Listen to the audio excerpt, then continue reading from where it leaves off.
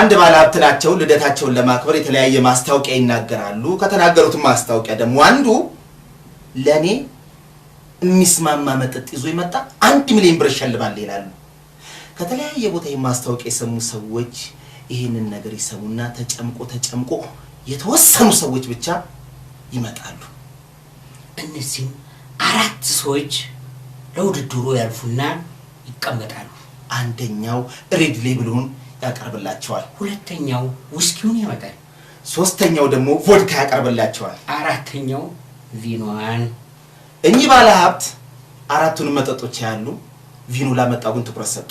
በሀገሩ ምርት የሚኮራ በጣም ጎበዝ ሰው ብለው 1 ሚሊዮን ብር ይሸልሙትና ወደ ቤቱ ይሸኙታል።